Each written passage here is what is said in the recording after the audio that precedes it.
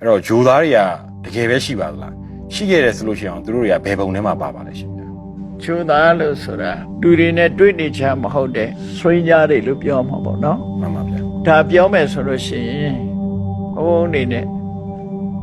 အနန္တစัจ java လာအကြောင်းကိုပြောမှာပေါ့ မှန်ပါဗျာ မြတ်စွာဘုရားလည်းပဲစัจ java လာ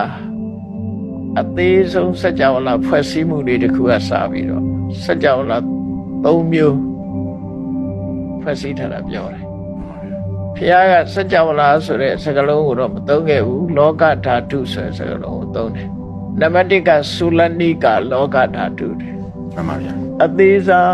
လောကဓာတ်အသေးစားစัจ java လာ မှန်ပါဗျာ အဲ့ဒီအသေးစားစัจ java လာမှာလူပြည်ရဲ့နတ်ပြည်6ထပ်ရဲ့မြင့်မို့တောင်ရဲ့လေးချွန်းတစ်မြင့်မို့သဘောမျိုးအခုလို earth planet လို့ဟာမျိုးပေါ့အခုကမ္ဘာအချိုကြီးလို့ပြောခြင်းနဲ့ပြောပေါ့ခုခေတ်စကားနဲ့ဆိုရင် မှန်ပါဗျာ ဒီကမ္ဘာလုံးကြီးလို့ဟာမျိုးပေါင်းအရေးအတွက်1000ရှိတယ် မှန်ပါဗျာ အဲ့ဒီ1000နဲ့ဖွဲ့စည်းတာစัจ java လာ1000နဲ့ဖွဲ့စည်းထားတာကိုသုလနိကလောကဓာတုလို့ခေါ်တယ် မှန်ပါဗျာ အဲ့တော့အဲ့ဒီတည်းပဲကြည်လိုက်မယ်ဆိုရင်စัจ java လာ1000ဆိုတဲ့တည်းပဲလူပြည်ကလည်း1000ရှိမယ်နတ်ပြည်တွေကလည်းပဲတစ်ခုတစ်ခု1000စီရှိကြမယ်ဒီသူတို့ရဲ့ဒီနေရာ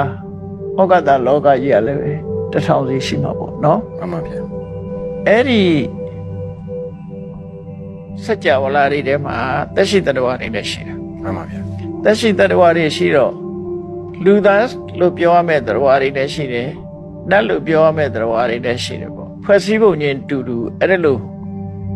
တူနဲ့တူတွေ့ရဖို့အမတန်မှဝေးလံပြီးတော့တူနဲ့တူတွေ့ရဖို့အမတန်ခဲရင်နေပေါ့ မှန်ပါဗျာ အခုတိုက်ကြီးကားတိုက်ခဏခေတ်မှာ Earth planet မှာရှိတဲ့ပုဂ္ဂိုလ်တွေကတော့ရှင်တွေရဲ့အကူအညီနဲ့တွေ့ရှိနေကြတာပေါ့နော် မှန်ပါဗျာ သူတို့ကြတော့အလုံးကိုဝေးလံတဲ့နေရာဆိုလူတွေလက်လန်းမမီတဲ့နေရာတွေမှာရောက်ရှိနေတဲ့ပုဂ္ဂိုလ်တွေကဂျိုသားလို့ခေါ်တာဖြစ်ကောင်းဖြစ်လိမ့်